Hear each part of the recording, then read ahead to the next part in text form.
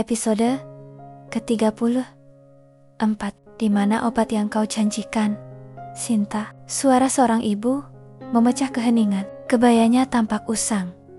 Selendang pudar melilit bahunya. Wajahnya terlihat lelah, tetapi tatapannya tajam dan menuntut. Wanita paruh baya itu datang bersama keponakannya yang berpura-pura sakit. Tipu daya untuk membantu Sinta dari tuduhan Nisa sebelumnya. Sekarang mereka berada di ruang pemeriksaan yang sunyi.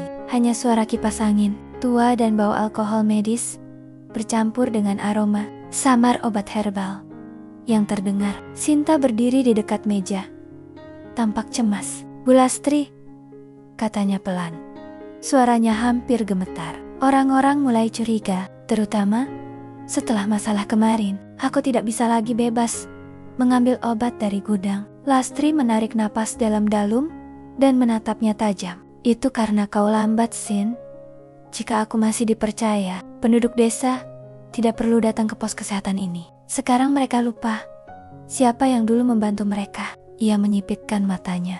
"Jika kau ingin membantu, jangan setengah hati." Sinta menunduk. "Tapi, Bu, jika kita ketahuan." "Cukup." Lastri menyela dengan cepat. "Mereka sedang sibuk dengan pernikahan sekarang. Manfaatkan kesempatan itu. Rayu dokter tampan itu." "Siapa namanya?" "Alif." "Ciptakan masalah di antara mereka agar mereka tidak fokus pada pos kesehatan ini." Nada suaranya terdengar tenang, tetapi ada tekanan di baliknya. Sinta teh ciam. Wajahnya tegang. "Tapi, aku tidak bisa terus melakukan ini, Bu. Jika aku ketahuan, aku bisa dipecat. Dan idemu agar aku merayu Dokter Alif, itu tidak mungkin," gumamnya pelan dan ragu-ragu. Lastri mencibir. "Tidak mungkin?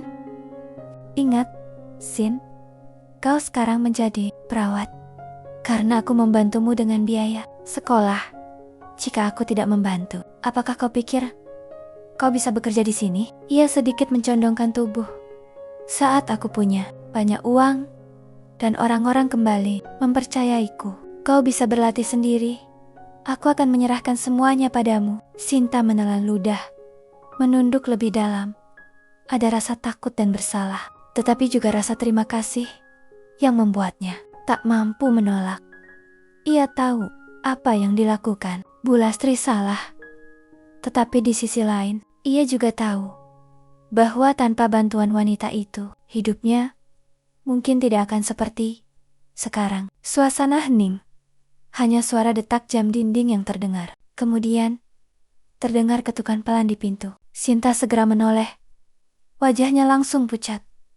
"Bu." Lastri dengan cepat merapikan botol kecil di atas meja dan membungkusnya dengan kain usang. "Mazuki." Kota Sinta tergesa-gesa, berusaha terdengar tenang, meskipun napasnya sedikit gemetar. Pintu terbuka. Nisa muncul di ambang pintu dengan wajah datar, tetapi matanya tajam. Bagi Nisa, perilaku Sinta sudah melampaui batas kewajaran. Ia hanya tidak tahu apa motif sebenarnya dari perilaku tersebut. Ditambah dengan informasi yang didapatnya dari Liliana, membuatnya semakin penasaran untuk menyelidiki. "Bukankah tadi ada pasien dalam keadaan darurat?" katanya. Nadanya dingin namun terukur. "Mengapa kau belum melapor ke dokter jaga, Sin?" "Sin? Oh, ini hanya Bu Lastri," jawab Sinta cepat. "Dia membawa keponakannya. Katanya hanya ingin pemeriksaan ringan." Nisa menatap mereka berdua bergantian, lalu menatap Lastri sedikit lebih lama. "Biyu, Lastri, tabib wanita itu, kan?" Senyum Lastri menjadi kaku. "Aku hanya membantu orang, Nak. Jika mereka sembuh, itu karena izin Tuhan, bukan karena aku." Nisa tidak langsung menjawab. Ia berjalan mendekat. Matanya mengamati meja yang tampak seperti baru saja digunakan. Aroma samar obat herbal masih tercium di udara, bercampur dengan bau alkohol medis. Nisa berhenti di depan meja. Jari-jarinya menyentuh noda di permukaan kayu. Lalu ia menatap Sinta yang tampak menahan napas. "Obat apa yang digunakan tadi?" "Obat apa yang digunakan tadi?" tanyanya. Pelan, Sinta spontan menggelengkan kepalanya. Tidak ada obat yang digunakan, Bu. Hanya memeriksa denyut nadi dan suhu tubuh. Lastri menyimpari, mencoba terdengar santai. Dia masih anak-anak, terkadang hanya flu biasa. Aku meminta pemeriksaan cepat agar ibunya bisa tenang. Nisa menatap mereka lama, tidak ada senyum di wajahnya. Tetapi tatapannya cukup untuk membuat ruangan kembali sunyi. Hanya suara kipas angin tua yang terus berdengung di atas kepala. Aku akan mencatat pemeriksaan ini di buku laporan, kata Nisa akhirnya. Suaranya datar. Dan lain kali, pastikan pasien melapor ke meja resepsionis terlebih dahulu. Aturan, tetaplah aturan. Sinta mengangguk cepat. Baik, Bu. Nisa masih berdiri di tempatnya, seolah sengaja menunggu sesuatu. Pandangannya beralih ke tas anyaman di tangan Bu Lastri. Bolehkah saya melihat apa yang kau bawa? Lastri tersenyum, meskipun senyumnya tampak kaku. Oh, hanya ramuan herbal, Nak. Daun kering untuk direbus untuk anak yang demam.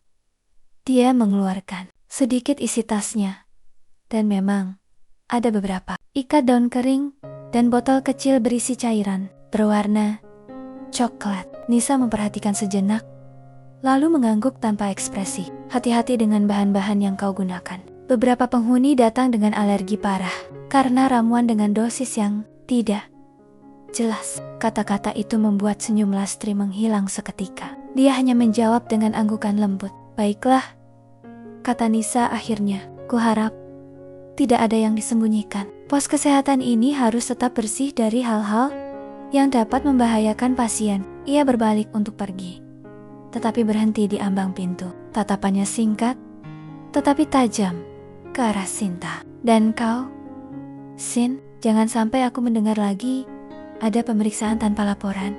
Oke? Sinta hanya bisa mengangguk. Tenggorokannya terasa kering. Baik, Bu Nisa. Setelah pintu tertutup, suasana kembali hening. Lastri menghela napas berat, lalu menatap Sinta dengan tatapan tajam. Kau lihat, dia hampir curiga, bisiknya dengan marah. Jika kau masih selemah ini, kita bisa tamat. Sinta menggigit bibirnya. Matanya berkaca-kaca. Aku tidak tahan lagi, Bu. Lastri menatapnya lama, lalu mendekat. Suaranya merendah, tetapi setiap kata terasa seperti ancaman. Kau kuat, Sin. Sin, kau harus kuat. Karena jika kau berhenti sekarang, semua yang telah kau raih bisa hilang begitu saja. Dan ingat, semua yang kulakukan sekarang juga untukmu. Siang itu, setelah berbicara dengan Nyonya Lastri, Sinta duduk sendirian di ruang obat. Matanya menatap kosong ke meja. Pikirannya masih terguncang oleh kata-kata Lastri barusan. Rayu Dokter Alif itu. Lamunannya terputus ketika ia mendengar 3 ketukan lembut di meja. Sinta, ia menoleh, terkejut. Alif berdiri di depannya, masih mengenakan jas dokternya. Ekspresinya datar, tetapi matanya meneliti. Dokter Alif. Sinta berdeham, buru-buru menegakkan posturnya. Ada yang bisa saya bantu? Alif menatapnya sejenak, lalu meletakkan beberapa berkas di meja. Ini laporan pasien yang Anda tangani kemarin. Mohon periksa kembali datanya. Sinta menerima berkas-berkas itu dengan tangan sedikit gemetar. Di dalam hatinya, suara Lastri kembali bergema. Ia menarik napas dalam-dalam, lalu tersenyum tipis. Baiklah, Dok. Tapi siang ini agak panas ya, katanya dengan nada ringan. Matanya sengaja menatap Alif sedikit lebih lama dari biasanya. Alif mengerutkan kening, tampak tidak nyaman dengan tatapan itu. Mungkin kau lelah, Sin. Pulang saja kalau sudah selesai. Sinta tersenyum lagi. Kali ini lebih lembut. Suaranya hampir berbisik. Dokter ini sangat perhatian. Jika semua dokter seperti Dokter Alif, mungkin pasien tidak akan cepat sembuh karena mereka akan merasa nyaman di sini. Alif terdiam. Ada jeda singkat di antara mereka, tetapi jeda itu syarat dengan sesuatu yang sulit dijelaskan. Akhirnya ia mengalihkan pandangannya, menghela napas, dan berkata pelan, Sinta, jangan bercanda seperti itu di tempat kerja. Sinta menunduk, menahan senyum yang hampir muncul. "Baiklah, Dok," katanya pelan. Suaranya terdengar seperti janji yang mungkin tidak akan ditepati. Sebelum Alif berbalik untuk pergi, suara Sinta menghentikannya. Nada suaranya lembut, namun cukup tajam untuk menarik perhatian. "Dokter, bagaimana persiapan pernikahan dengan Dokter Yana?" Langkah Alif terhenti, bahunya menegang. Sesaat sebelum ia perlahan berbalik, tatapannya tampak tenang, tetapi ada sesuatu yang bergetar di balik matanya. "Semuanya berjalan lancar," jawabnya datar. Nada suaranya terdengar terkendali, meskipun akhir kata-katanya sedikit lebih dingin dari seharusnya. "Terima kasih telah bertanya." Sinta tersenyum tipis, wajahnya tampak lembut, tetapi senyumnya menciptakan ketidaknyamanan yang tak terlukiskan, terlalu manis untuk sekadar kesopanan. Sama, "Dok, jika Anda membutuhkan bantuan nanti," katanya lembut, sambil melihat berkas-berkas di tangannya. "Saya selalu siap membantu, terutama untuk kebahagiaan Dokter Alif." Mata mereka bertemu sesaat. Suasana menjadi hening, menggantung di antara kesopanan dan sesuatu yang lebih dalam. Alif akhirnya berbalik dan berjalan keluar tanpa menjawab lebih lanjut. Begitu pintu tertutup, Sinta menarik napas dalam-dalam. Senyum tipis muncul di sudut bibirnya. Kali ini tanpa berusaha menyembunyikannya. Terkadang bisiknya pelan. Cara termudah untuk mengguncang seseorang bukanlah dengan marah, tetapi dengan perhatian kecil yang tidak bisa diabaikan. Setelah berbicara dengan Sinta, Alif teringat tugas yang sebelumnya ia berikan kepada Dito. Sebelum kembali ke kamarnya, ia memutuskan untuk mampir ke kamar Dito sebentar. Ketika sampai di depan pintu, ia melihat Dito dan Nisa mengobrol santai. Mereka berdua tampak begitu dekat, sehingga Alif tanpa sadar tersenyum tipis. "Sepertinya tidak ada obat untuk kalian berdua," kata Alif, bersandar di kusen pintu. "Aku merasa perlu belajar banyak dari pasangan seperti kalian." Dito berbalik dengan cepat, sementara Nisa menahan tawa kecil. Ruangan itu tiba-tiba terasa hangat dengan suasana bercanda yang sederhana, namun akrab. "Riana, kau di sini?" tanya Alif, melangkah lebih dekat ke Riana yang masih berdiri di ambang pintu. "Apa yang kalian bicarakan? Kenapa aku tidak boleh tahu?" Riana mengulangi pertanyaannya, kali ini dengan nada yang lebih tegas. Nisa langsung menimpali. "Bagaimana kami bisa memberitahumu jika ini benar-benar kejutan untukmu? Tapi jika begini, sepertinya kejutan itu gagal." Dito tersenyum nakal dan berkata, "Benar, kejutan." Riana mengulangi dengan tidak percaya, lalu menatap teman dan koleganya satu persatu. Tetapi ketika pandangannya beralih ke Alif, dia berhenti sejenak. Dia tidak ingin mengalihkan pandangannya, karena dia ingin memastikan tidak ada kebohongan di sana. Alif menyadari tatapan itu, menarik napas dalam-dalam, sebelum akhirnya berkata, "Riana, tentang masalah dengan para penghuni, kami telah menyelidiki semuanya. Dan sekarang ada satu nama, tapi kami belum memiliki cukup bukti. Jadi kami tidak ingin membuatmu khawatir sebelum waktunya tiba." Riana masih menatap Alif, mencoba mencerna kata-kata tunangannya satu persatu. Suasana di ruangan tiba-tiba menjadi sunyi. Hanya napas tertahan beberapa orang yang terdengar. "Jadi, selama ini kau menyembunyikannya dariku?" Suaranya terdengar lembut, tetapi cukup tajam untuk membuat semua orang menundukkan kepala. "Riana, bukan itu maksud kami," jawab Nisa cepat. "Kami hanya tidak ingin kau terbebani. Kau sudah cukup sibuk dengan pasien dan pernikahan." Riana menarik napas dalam-dalam, mencoba menahan emosi yang naik ke tenggorokannya. "Aku bisa mengatasinya, Nisa. Aku bagian dari tim ini, bukan tamu yang perasaannya perlu dilindungi." Alif melangkah lebih dekat, menatap Riana dengan saksama. "Kita tahu itu, tapi kasus ini tidak sederhana. Orang yang kita curigai cukup dekat dengan lingkungan kita sendiri." Riana menegakkan tubuhnya. "Dekat? Seberapa dekat mereka dengan kita?" Alif terdiam sejenak. Tatapannya beralih ke Nisa dan Dito, lalu kembali ke Riana. Sampai-sampai kau sendiri mungkin mengenal mereka dengan baik. Riana membeku di tempatnya. Sampai suara Dito terdengar lembut di telinganya. Sinta. Riana terkejut. Dia tidak mengerti mengapa orang yang selalu dianggapnya seperti adik perempuannya sendiri berani menusuknya dari belakang. Napasnya bergetar saat dia berkata, apakah aku benar-benar terlalu lemah di lingkungan seperti ini? Sehingga aku menjadi target mereka. Dulu aku sangat mempercayai kakakku. Dan pada akhirnya, dia juga mengkhianatiku. Sekarang, Sinta. Suara Riana merendah. Hampir tak terdengar. Aku memang sudah mencurigainya sejak lama. Tapi mendengar nama itu keluar dari mulut kalian, rasanya seperti Dito, yang selama ini diam, akhirnya angkat bicara. Riana, kami tahu, kau orang baik. Kau selalu berusaha melihat sisi positif dari segala sesuatu. Kau bukan orang yang lemah. Hanya saja, pandanganmu terhadap orang lain terkadang terlalu tulus, terlalu percaya.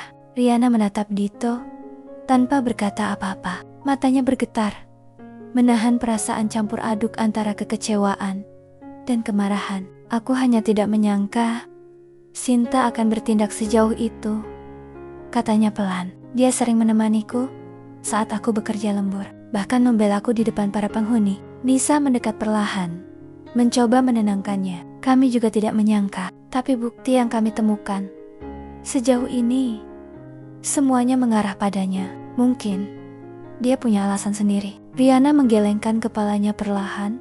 Wajahnya masih tak percaya. Alasan apa yang bisa membenarkan pengkhianatan? Tidak ada yang menjawab. Keheningan menyelimuti ruangan. Hanya desahan berat Riana yang terdengar saat ia perlahan mencoba menenangkan diri. Sementara di matanya masih ada sisa-sisa luka karena kepercayaan yang telah hancur. Di sisi lain, Sinta berjalan sendirian menyusuri jalan setapak menuju rumahnya. Langit senja mulai memudar. Warna jingga dan ungu bercampur di cakrawala. Dari kejauhan, ia melihat Liliana berdiri di depan rumah besar itu dengan tangan terlipat di dada, menyaksikan matahari perlahan tenggelam di cakrawala barat. Sinta berhenti sejenak, lalu melangkah lebih dekat dengan senyum tipis di bibirnya. Tidak peduli seberapa terang sesuatu bersinar, katanya lembut. Suaranya datar, namun tajam. Pada akhirnya akan memudar, sama seperti matahari di sana. Itu hanya masalah waktu. Liliana melirik sekilas ke sumber suara itu. Dia menatap Sinta selama beberapa detik sebelum mengalihkan pandangannya kembali ke langit oranye yang semakin gelap. Kau bicara seolah kau tahu siapa yang akan memudar lebih dulu, katanya dengan tenang. Sinta terkekeh. Tentu saja aku tahu. Aku hanya perlu meniup sedikit api kecil di bawahnya, dan semuanya akan padam lebih cepat dari yang kau kira. Liliana menundukkan pandangannya, menatap Sinta dengan lebih serius. Kau sedang membicarakan Riana, bukan? Sinta tersenyum penuh arti. Siapa lagi? Siapa lagi? Semua orang telah menganggapnya sebagai malaikat kecil yang sempurna terlalu lama. Aku ingin melihat seperti apa wajah mereka ketika mereka menyadari bahwa malaikat pun bisa jatuh. Liliana menatap tajam. Suaranya lembut, namun penuh arti. Dan kau pikir aku akan mengotori tanganku demi balas dendammu? Sinta melangkah lebih dekat. Matanya berbinar di senja hari. Aku tidak memintamu untuk mengotori tanganmu, Liliana. Aku hanya ingin menawarkan kesepakatan. Kita memiliki musuh yang sama, bukan? Kau kehilangan sesuatu karena Riana, dan aku kehilangan segalanya. Kita bisa saling membantu. Liliana Tehjiao menatap matahari yang kini telah sepenuhnya terbenam. Bayangan panjang menutupi wajahnya, hanya menyisakan senyum tipis yang sulit diartikan. Menarik, katanya akhirnya. Tapi hati-hati, Sinta. Bermain dengan bayangan terkadang membuatmu lupa di mana cahaya berada. Sinta tersenyum puas. Tidak masalah. Aku sudah terbiasa hidup dalam kegelapan. Dan kau tahu betul, bukan, bahwa dia adalah adikku, kata Liliana tajam. Sinta menatapnya dengan santai. Bibirnya melengkung sinis. Tentu saja, aku tahu, tapi sayangnya, Namamu sebagai seorang kakak telah hancur di mata semua orang. Mereka melihatmu sebagai seseorang yang mencuri suami kakakmu sendiri.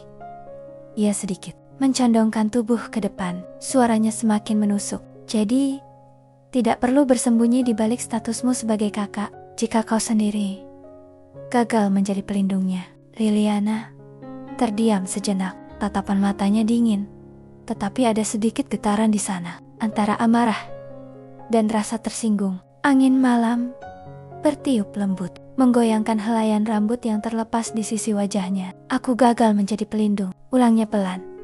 Suaranya hampir berbisik, tetapi penuh tekanan. Ia menatap lurus ke arah Sinta. Matanya mulai menajam. Kau tidak tahu apapun tentang apa yang sebenarnya terjadi di antara kami. Sinta tersenyum. Langkahnya ringan, tetapi nadanya menantang. Mungkin, tapi orang hanya melihat apa yang ada di permukaan. Liliana, dan permukaannya tidak menguntungkanmu. Liliana menatapnya tanpa berkedip. Ada sesuatu di balik tatapannya. Bukan hanya amarah, tetapi luka lama yang akan meledak. Ia melangkah perlahan mendekati Sinta hingga jarak di antara mereka hanya sejengkal. Kau pikir aku tidak tahu permainanmu? Suaranya merendah, tetapi terdengar getir. Kau datang kepadaku bukan karena ingin bekerja sama. Kau ingin melihatku jatuh bersama Riana. Sinta menahan napas sejenak, lalu tersenyum kecut. Meskipun begitu, bukankah jatuh bersama lebih indah daripada hancur sendirian? Tatapan Liliana langsung mengeras. Ia memalingkan wajahnya, memandang langit yang kini benar-benar gelap, tanpa warna, oranye yang tersisa. Hanya hitam dan bintang-bintang pertama yang mulai muncul. Aku sudah jatuh sekali, Sinta, katanya perlahan, tetapi tegas. Dan kali ini, jika aku harus jatuh lagi, aku akan memastikan seseorang terbakar bersamaku. Sinta membeku sejenak. Angin berhenti bertiup. Suasana tiba-tiba menjadi sunyi. Senyum di bibir Liliana perlahan berubah menjadi senyum tipis, hampir tak terlihat, tetapi cukup untuk membuat bulu kuduk siapapun merinding. Dia berbalik, berjalan menjauh dari Sinta tanpa menoleh ke belakang. Suaranya terdengar lemah, tetapi bergema dalam desahan malam. Kamu mau bermain api? Baiklah, tapi pastikan kamu tahu siapa yang memegang minyak dan korek apinya. Terima kasih sudah menonton videonya sampai selesai. Kalau kalian suka sama videonya, jangan lupa tekan tombol subscribe-nya ya. Terima kasih, sampai jumpa di episode berikutnya.